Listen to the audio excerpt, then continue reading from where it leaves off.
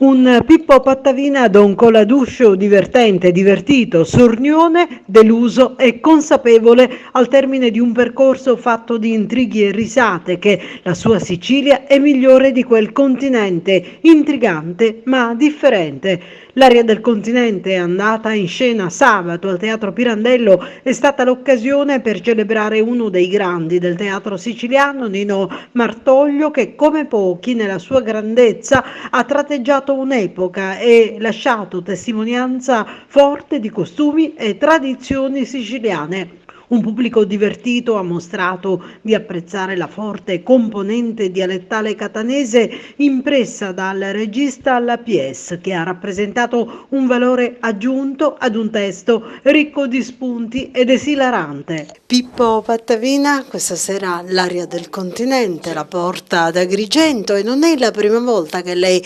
comunque rappresenta l'aria del continente, No, questa è nuova. questa è esattamente la terza volta. La prima volta ero molto giovane e ricoprivo il ruolo di Michelino. Allora il protagonista assoluto era Turiferro ed era giustissimo che lo facesse Turiferro. Io avrò avuto 25 anni, 24 anni. Poi l'ho rifatto una seconda volta, l'abbiamo fatto in televisione quella versione, su Rai 1, poi l'ho fatto nel 2008, ricoprendo i panni del protagonista e facendo anch'io la regia, e questa è la terza volta in ordine cronologico. E la porto qui ad Agrigento, sono felicissimo di portarla in questo splendido, meraviglioso teatro che fra l'altro ho inaugurato io. Ho questo onore, inaugurato nel senso che dopo tantissimi anni di chiusura il teatro fu restaurato, fu inaugurato, guarda caso, con il berretto a sonagli di Pirandello, del grandissimo, immenso Luigi Pirandello, con Turiferro, io, Ida Carrara, una compagnia stratosferica, e quella volta mi ricordo che venne all'inaugurazione, era ospite d'onore il Presidente della Repubblica, Oscar Luigi Scalfaro. Non me lo posso dimenticare, e poi venne a congratularsi, venne a fare visita agli attori, che in genere è un po' la prassi, per cui quella fu una serata memorabile di cui ho un ricordo bellissimo, e questa sera ritorno con questo testo straordinario, è un testo bellissimo di Nino Martoglio. È inutile che lo sto a spiegare perché è talmente conosciuto, per cui ogni parola mia è superflua. Mi auguro soltanto che il pubblico di Agrigento capisca il dialetto catanese, perché ci sono molte cose che sono catanesi, ma comunque il dialetto è il dialetto siciliano classico, per cui sono 2 ore e mezza di sanissima allegria, che oggi credo che ne abbiamo tutti un grandissimo bisogno. Lei è regista e protagonista, Sì. Comunque è un doppio sforzo, no? È più difficile.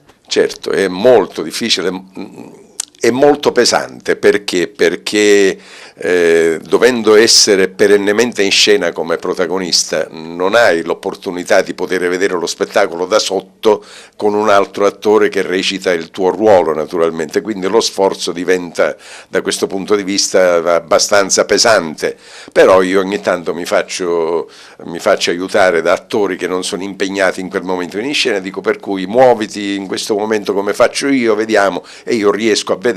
Comunque diventa impegnativo, diventa pesante, però il risultato, quando poi c'è, è un piacere, ti ripaga della fatica che tu hai messo in quello spettacolo, perché il risultato, quando si vede, è una cosa concreta, perché il pubblico, per questo io ribadisco, speriamo che ad Agrigento, perché nelle altre piazze dove l'abbiamo fatto la gente si è sganasciata dalle risate, era una battuta, una risata, una battuta, anche perché il personaggio che io interpreto, Coladuscio, è uno che, come sapete, è stato in continente, è stato a Roma per 5 mesi ed è tornato continentale in maniera idiota, naturalmente, perché non si può tornare continentale, quindi lui parla italiano come lo ha sentito lui, come crede di parlarlo, quindi usando degli strafalcioni micidiali, delle sgrammaticature, delle inesattezze incredibili, e quelle cose chiaramente il pubblico si sganascia dalle risate. Speriamo che anche questa sera questo succeda, perché se non succede è una tragedia, perché il pubblico vive di rimandi da parte del pubblico, quindi, ma sono sicuro che succederà così. Lei è di origini della zona del Catanese e anche Martoglio è un grande del teatro. Ecco, le volevo chiedere che rapporto ha lei con Martoglio in particolare, con le sue opere? Credo che dovrebbe anche sentirle più vicine. Assolutamente sì, perché Martoglio, per questo poc'anzi ho parlato di catanesità dello spettacolo, perché Martoglio è un autore che nasce a Belpasso, quindi Belpasso significa Catania, perché a pochissimi chilometri da Catania, è un appendice quasi di Catania, per cui lui scrive in dialetto catanese, perché allora scriveva per Angelo Musco, scriveva per Grasso, per i massimi esponenti del teatro dell'epoca, no? Lui faceva il regista, faceva tutto, perché era il Deus ex machina, era un grandissimo autore, un grandissimo poeta, un grandissimo regista, un grandissimo organizzatore, era tutto. Tanto che il grande Luigi Pirandello, il vostro Luigi Pirandello, di cui io ho recitato quasi tutto, ed è un immenso autore, si rivolgeva a Nino Martoglio quando scriveva una novità, lui andava da Nino Martoglio e diceva: Nino, gli dai un'occhiata, vedi come ti sembra questa cosa che ho pensato? E Nino Martoglio gli dava dei consigli, gli diceva: sai Luigi, qua secondo me farei così, secondo me farei così, farei così, perché teneva moltissimo al giudizio di Nino Martoglio, perché era un grandissimo teatrante, perché aveva il senso del teatro portato alla massima esasperazione. E poi scrissero due cose assieme con Luigi Pirandello, Avilanza e Cappellazzo paga tutto, che sono due testi straordinari che pochissime compagnie fanno, pochissime. Io ne ho recitato uno, Cappellazzo paga tutto, che non lo fa quasi nessuno, non lo fa quasi, non lo fa nessuno. Io sono l'unico attore in Italia che ha recitato questo testo, poi non lo fa nessuno.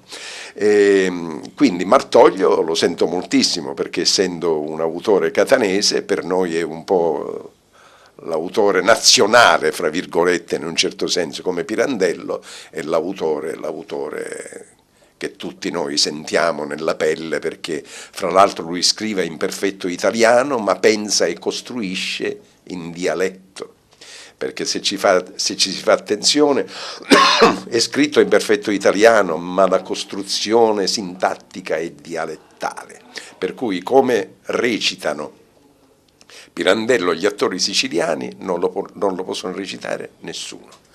Perché? Perché c'è questo afflato di dialetto.